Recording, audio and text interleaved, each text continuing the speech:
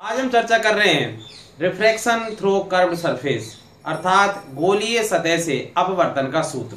ठीक है, इसकी सूत्र की स्थापना हम करें तो उससे पहले मैं आपको बताना चाहूंगा कि कर्व्ड सरफेस के रूप में हम दो प्रकार की सतह ले सकते हैं। एक तो इस तरह की सतह ले सकते हैं, ठीक है, और एक इस तरह की सतह ले सकते हैं। ठीक है, अब आप कहेंगे कि इन दोनों सतहों में क्या अंतर है। आप जैसे ये सतह के, ठीक है, और इधर को ऑब्जेक्ट रखें तो ये कहलाएगी कन्वेक्स सरफेस अर्थात उत्तल सतह। ठीक है, और ये जो दबी हुई सतह ये कहलाती है अवतल सतह या कनकेव सरफेस। ठीक है, इसी प्रकार इसमें वही ये कनकेव है, ये कॉन्वेक्स सरफेस कहलाएगी। अब अगर वस्तु इधर है तो आप देखिए कि ये जो आपतित किरण होगी वो किस पर होगी बताइए, उत्तल सतह पर। ठीक है, और जो अपवर्तन की जो घटना होगी वो किधर की साइड होगी, अवतल सतह की ओर। तो इसका मतलब दो स्थितियां हो सकती हैं। उसी प्रकार से दो स्थितियां और बन सकती हैं कि इधर की साइड विरल माध्यम हो और इधर की साइड सघन माध्यम हो। एक अलग स्थिति ये भी बन सकती है कि यहाँ सघन हो या विरल हो। वही स्थिति यहाँ है, या सब विरल भी हो सकता है या सघन हो सकता है। तो इस अपवर्तन के सूत्र में कई 8 स्थितियां बनती हैं, 16। ठीक है, टोटल स्थितियां कितनी बनती हैं, 16 स्थिति बनती हैं। तो सभी के लिए वो सूत्र समान है, केवल आपको क्या ध्यान रखना है, चिन्ह परपाटी का ध्यान रखना है। तो हम जो सूत्र स्थापित आज करने जा रहे हैं उस सूत्र को मैं पहले बता देता हूं, फिर इसको हम ड्राइव करके या उसकी स्थापना करके आपको बताएंगे। देखिए सूत्र जो मैं बताने जा रहा हूं वो है N2/V माइनस N1/U बराबर N2 माइनस N1/R।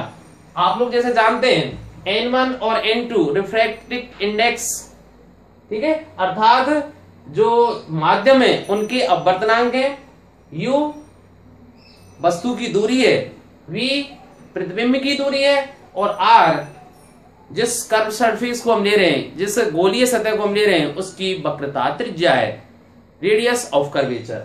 अब आप देखिए जैसे ये है, माना ये कर्व सरफेस हम ले रहे हैं तो इस देखिए इसकी वक्रता इस तरह से, ये इस तरह से गोला बना होगा, क्योंकि कोई भी कर्व सरफेस होता है वो किसी न किसी हॉलो स्फीयर, कांच का जो हॉलो स्फीयर होता है उसका भाग होता है, और उसका क्या होगा, एक केंद्र होगा। तो इसका जो वक्रता केंद्र होगा वो यहाँ होगा इस तरह से, क्योंकि इसको केंद्र मान के ये गोलीय सतह खींची गई होगी इस तरह से। इसका जो होगा वक्रता केंद्र वो इधर की साइड होगा C। ठीक है, तो आप ये ध्यान रखें और चिन्ह परपाटी का भी ध्यान रखें। अब हम चिन्ह परपाटी के हम इस सूत्र की स्थापना करें उससे पहले आपको चिन्ह परपाटी के बारे में थोड़ा सा बता दें कि चिन्ह परपाटी में हमेशा ध्यान रखें, गिनती के उसमें 3 नियम है।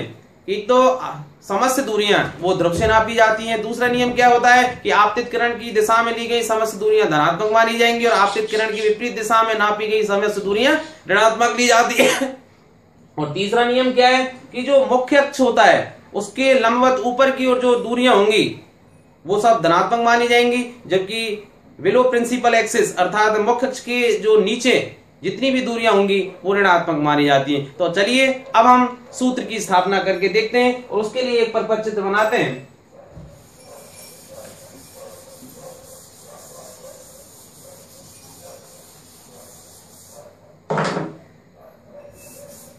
तो हमारे पास जैसे एक ये कर्व सरफेस है भाई,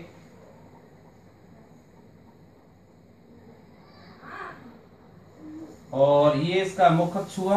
हम जानते हैं कि मुख्य अक्ष क्या होता है कि वक्रता केंद्र और ध्रुव को मिलाने वाली काल्पनिक रेखा होती है जिसको अनंत तक, दोनों साइड में अनंत तक एक्सटेंड किया जा सकता है, बढ़ाया जा सकता है।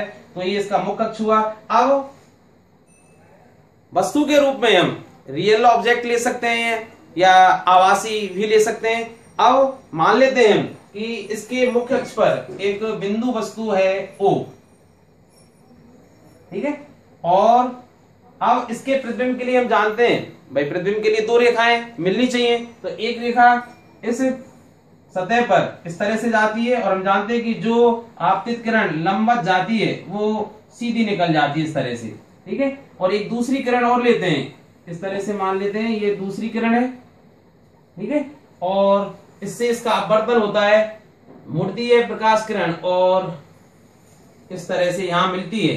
तो ये किरण और ये किरण यहां मिली, तो यहां इसका प्रतिबिंब मान लेते हैं आई।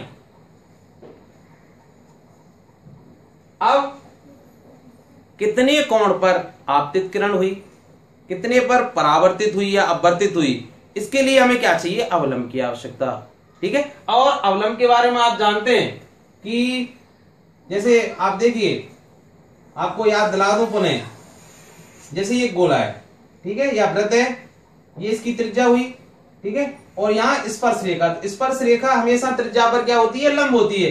कहीं भी आप त्रिज्या को खींच के देखिए, वहां एक स्पर्श रेखा खींची जा सकती है, कहीं भी देखिए आप,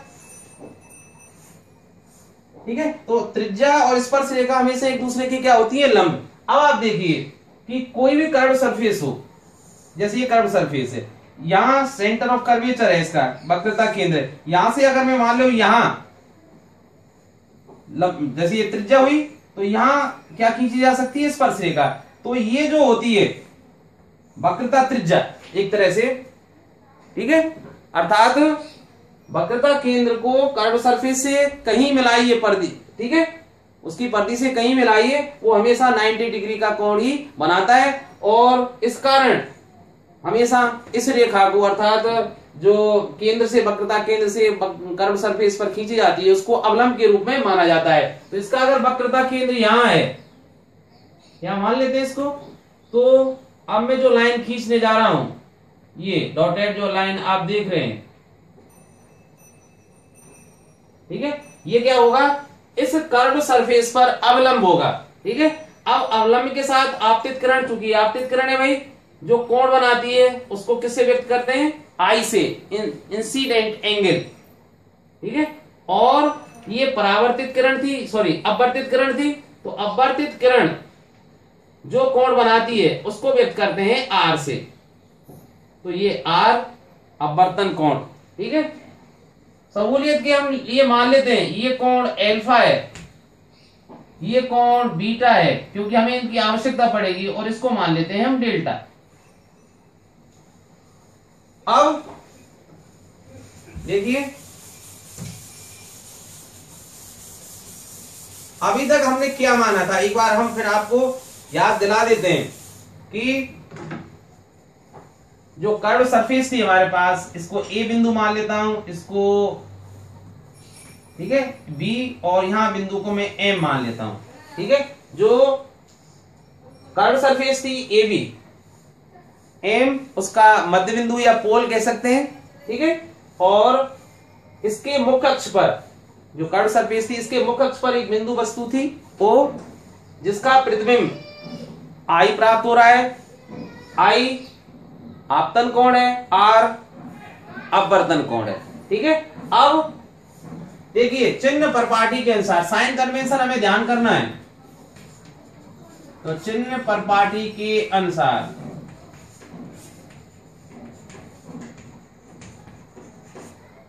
क्या होगा भाई, कर्व सरफेस से वस्तु की दूरी एम ओ, ये क्या है, माइनस यू, ठीक है। आप सोच रहे होंगे माइनस क्यों लगाया, तो अभी जैसे मैंने आपको बताया था चिन्ह परपाटी के बारे में कि आपतित किरण की विपरीत दिशा में नापी गई समस्त दूरियां ऋणात्मक ली जाती हैं, और समस्त दूरियां कहां से नापी जाती है, ध्रुव से, ठीक है। इसको अगर, क्योंकि ध्रुव को हम अब तक पी से व्यक्त करते आए थे, इसलिए इसको मैं क्या कर देता हूं, पी, पी ही लिख देता हूं। तो पीओ, पीओ क्या होगा, वस्तु की दूरी है ये। अब वस्तु की दूरी को क्या लिखेंगे हम, u, और चिन्ह परपाटी के अनुसार जब चिन्ह लगाएंगे, चूंकि आपतित किरण के विपरीत दिशा में चलना पड़ रहा है, अतः माइनस चिन्ह, क्योंकि आपतित किरण की दिशा क्या है, इस तरह से। प्रतिबिंब कहां बन रहा है, आई पर, तो पी आई प्रतिबिंब की दूरी, और ये क्या है, v, ये पॉजिटिव क्यों लिखा है, क्योंकि आपतित किरण की दिशा में है इधर। और ओसी, ये क्या है, रेडियस ऑफ कर्वेचर, वक्रता त्रिज्या, अर्थात ध्रुव से वक्रता केंद्र की बीच की दूरी, ध्रुव और वक्रता केंद्र के बीच की दूरी वक्रता त्रिज्या कहलाती है। अब देखिए एक बात और आपको ध्यान दिला दें, ये जो समस्त सूत्र हम स्थापित कर रहे हैं वो पेरेक्सियल लाइन के लिए है, अर्थात ऐसे कर्व सरफेस के लिए है जो बहुत, जिनका द्वारक बहुत कम है। ठीक है, पेरेक्सियल लाइन आप समझ रहे हैं कि बस जो पेरेक्सियल लाइन क्या हो, जैसे ये कर्व सरफेस, ये कर्व सरफेस हमारे पास, ये वस्तु है, तो बिल्कुल अगर इसका द्वारक बहुत छोटा होता है इस तरह से, अर्थात एक तरह से समांतर किरण होनी चाहिए जो मुख्य अक्ष के समांतर जाए। ठीक है, तो इसके लिए ये द्वारक कैसा होगा, बहुत कम, और द्वारक बहुत कम होगा, अर्थात ये जो कर्व है सरफेस, अगर यहां से यहां तक हम देखेंगे तो ये एक स्ट्रेट लाइन बनती है। ठीक है, तो हम दोनों तरह से कह सकते हैं, पेरेक्सियल लाइन के लिए कहें, या यदि इस कर्व सरफेस का या इस गोलीय सतह का जो द्वारक है बहुत कम हो तो ए बिंदु पी के बहुत समीप होगा, और उस समय ए पी जो आपको झुकी हुई दिखाई दे रही है, वक्र सतह दिखाई दे रही है, वो एक सीधी रेखा होगी, तो हम ए पी को एक स्ट्रेट लाइन अर्थात लंब मान सकते हैं। ठीक है, तो समकोण त्रिभुज ए पी ओ में, समकोण त्रिभुज ए पी ओ में अब मैं निकालना चाहूंगा टेन एल्फा। हम जानते हैं टेन लंब और आधार का अनुपात होता है। ठीक है, तो एपी अपॉन एओ, एपी और एओ सॉरी पीओ है ये। ठीक है, और पीओ का मान अभी हम याद कर ही चुके हैं, पीओ किसके बराबर है, माइनस यू के, समीकरण 1। इसी प्रकार से टेन बीटा, ठीक है, समकोण त्रिभुज ले सकते हैं हम दूसरा, या सीधे भी लिख सकते हैं, आप लिख दीजिए समकोण त्रिभुज एपीसी में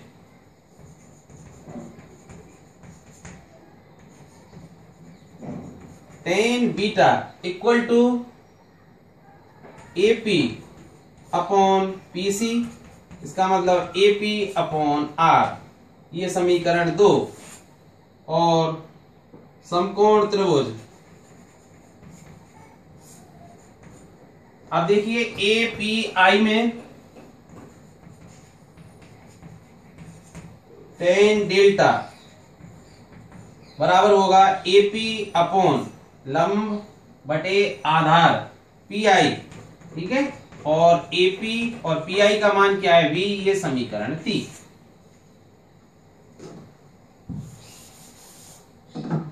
ठीक है, ये तीनों समीकरण बहुत आसान थे। अब आप एक बात सोचिए, कौन सी बात, कि भाई ये जो सूत्र हम स्थापित कर रहे हैं वो छोटे द्वारक वाले वक्र सतहों के लिए या गोलीय धरातलों के लिए है, या कहें पेरेक्सियल लाइन के लिए है।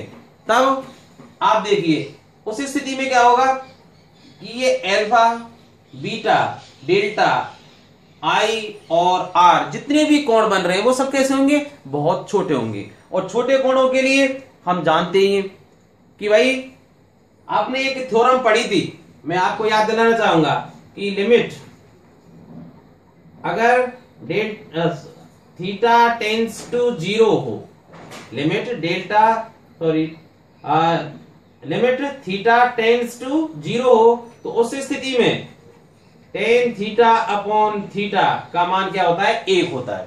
ठीक है, टेन थीटा अपॉन थीटा का मान 1 कब होगा, जब टेन थीटा लगभग बराबर हो किसके, थीटा के। तो जब कोण छोटे होते हैं उस समय, अगर जैसे थीटा कोई कोण है, अगर कोण थीटा छोटा है तो tan theta is almost equal to theta, sine theta is also equal to theta, और कॉस थीटा का मान क्या होता है उस स्थिति में 1। तो चूंकि अल्फा बीटा गामा छोटे हैं, तो छोटे कोणों के लिए क्या होगा भाई, कि जो टेन थीटा है अर्थात tan alpha must be equal to alpha के, tan beta will be also almost equal to beta, तथा टेन डेल्टा बराबर होगा डेल्टा के।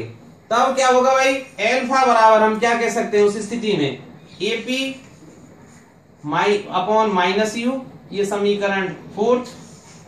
बीटा बराबर होगा उस स्थिति में एपी अपॉन आर, तथा ये समीकरण 5 कह दें, और डेल्टा बराबर होगा एपी अपॉन वी, ये समीकरण 6। ठीक है, अब देखिए भाई,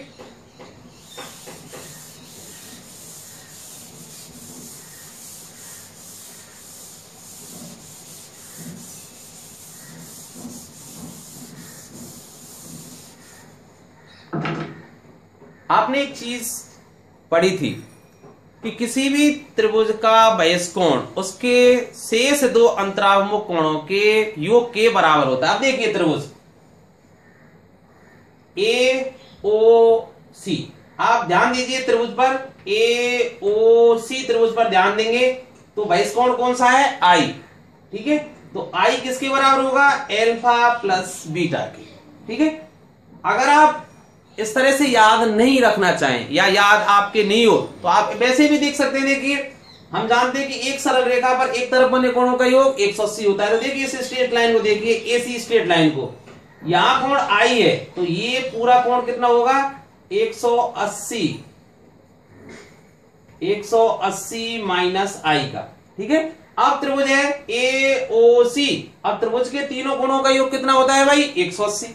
ठीक है, तो देखिए एल्फा, पहला कोण क्या है एल्फा, प्लस दूसरा कोण कितना है 180 माइनस आई, प्लस तीसरा कोण कौन सा है बीटा, ये सभी मिलके कितने होंगे 180। ठीक है, 180 से 180 कट जाएंगे, तो देखिए आई बराबर क्या हो जाएगा, एल्फा प्लस बीटा।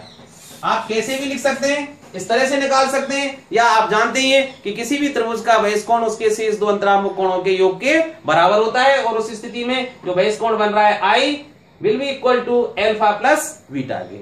अब इनमें मान रख दीजिए समीकरण 4, 5 और 6 से, तो देखिए आई बराबर उस स्थिति में या इस स्थिति में क्या होगा भाई, एल्फा अर्थात AP upon minus you plus beta, और बीटा का मान क्या है एपी अपॉन आर। ठीक है, और ये समीकरण हुआ 7। इसी प्रकार देखिए त्रिभुज ए सी आई में, अब देखिए त्रिभुज ए सी आई में उसी तरह क्या होगा भाई, जो बीटा है बहिष्कोण, ठीक है, आप उसी तरह से निकाल सकते हैं। निकालना चाहे तो इस तरह से, ये जो अंदर का कोण क्या होगा 180 माइनस बीटा, तो 180 माइनस बीटा डेल्टा और आर ये सभी मिलके 180 के, उसी तरह हम काट देंगे 180 से, तो बीटा बराबर हो जाएगा आर प्लस डेल्टा, बीटा बराबर आर प्लस डेल्टा, और उससे मैं आर का मान निकाल सकता हूं, तो आर बराबर होगा बीटा माइनस डेल्टा। अब आप सोच रहे होंगे कि मैंने यहाँ आर क्यों ज्ञात किया और यहाँ आई क्यों ज्ञात किया, तो भाई देखिए स्नेल का नियम मुझे लगाना है। ठीक है, अब वर्तन का कोई भी सूत्र हम निकालें उसके लिए स्नेल का नियम आवश्यक है। स्नेल के नियम में क्या आता है, साइन आई और साइन आर का मतलब होता है, तो हमें आई चाहिए और अब वर्तन कोण चाहिए अर्थात आर चाहिए, तो मैंने आई ज्ञात कर लिया, आई के बाद आर ज्ञात कर रहे हैं, तो आर का मान पूरा लिख दीजिए। बीटा का मान क्या है भाई, देखिए AP upon R minus delta is equal to क्या है एपी अपॉन बी, ये समीकरण हुआ 8। ठीक है, अब देखिए कि यदि जो ऑब्जेक्ट था हमारा, जो वस्तु थी, अगर N1 वाले माध्यम में हो, ठीक है, ये क्या माध्यम हो N1, और अगर इधर की साइड को N2 हो, अर्थात जो हम इसको मान कर्व सरफेस का जो माध्यम है उसको क्या मान सकता हूं मैं N2। ठीक है, इसका मतलब यदि जो किरणें, जो प्रकाश किरणें यदि N1 माध्यम से N2 माध्यम में प्रवेश कर रही है, यदि प्रकाश किरण N1 माध्यम से, N1 अपवर्तनांक वाले माध्यम से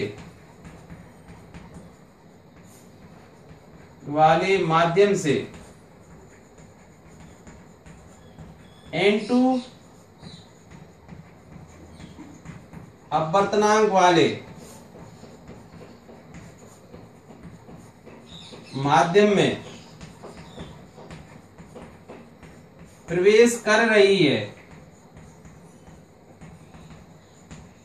तो क्या होगा भाई, अब स्नेल के नियम से, तो उस समय स्नेल का नियम आप जानते हैं, स्नेल का जो नियम है, स्नेल के नियम से क्या होगा कि आई, या कैसे कह सकते हैं कि n1 साइन आई बराबर n2 साइन आर, ठीक है।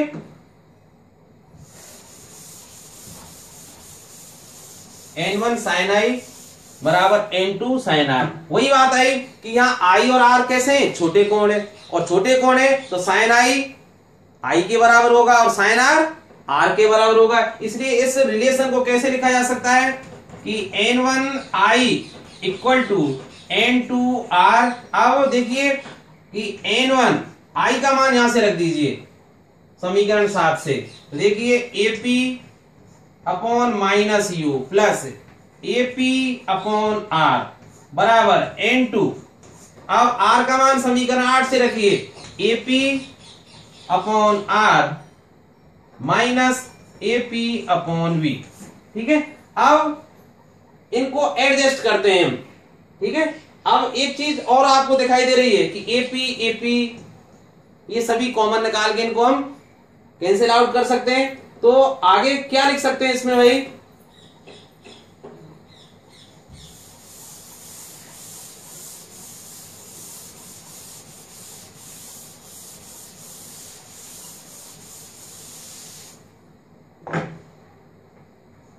तो देखिए क्या बचेगा इसमें n1 अपॉन यू और ये माइनस का चिन्ह, ठीक है, प्लस n1 अपॉन r बराबर n2 upon r minus n2 upon v। अब देखिए n2 अपॉन v को मैं इधर लेके आता हूं तो क्या हो जाएगा, n2 upon v minus n1 upon u बराबर n2 upon r minus n1 upon r, या n2 upon v minus n1 upon u बराबर n2 minus n1 upon r। और यही हमारा जो सूत्र था, ठीक है, जिसे हम स्थापित करना चाह रहे थे। तो गोलीय धरातल से अपवर्तन का सूत्र क्या है भाई, n2 upon v minus n1 upon u बराबर n2 minus n1 upon r। यहां हम क्या मान के चल रहे हैं कि जो आपतित किरण है या जो प्रकाश किरण है वो n1 माध्यम से n2 माध्यम में प्रवेश कर रही है, ठीक है, और u गोलीय धरातल से वस्तु की दूरी है, v गोलीय धरातल से प्रतिबिंब की दूरी है, और r इस गोलीय धरातल की वक्रता त्रिज्या है, ठीक है। आपको ढंग से याद रखना है, कैसे याद रखेंगे भाई, इधर को n2 माध्यम था, ठीक है, तो n2 अपॉन v, क्योंकि इधर को क्या थी ये दूरी, यहां से v थी, ध्यान रखें, तो n2 अपॉन v। अब चूंकि ये आपतित किरण के विपरीत दिशा में, इसलिए n1 अपॉन u ये किस में होगा, माइनस में, ध्यान रखें, n2 upon v minus n1 upon u बराबर n2 is greater than n1, इसलिए n2 minus n1 upon r, ठीक है। इस तरह से आप इस सूत्र को याद कर सकते हैं।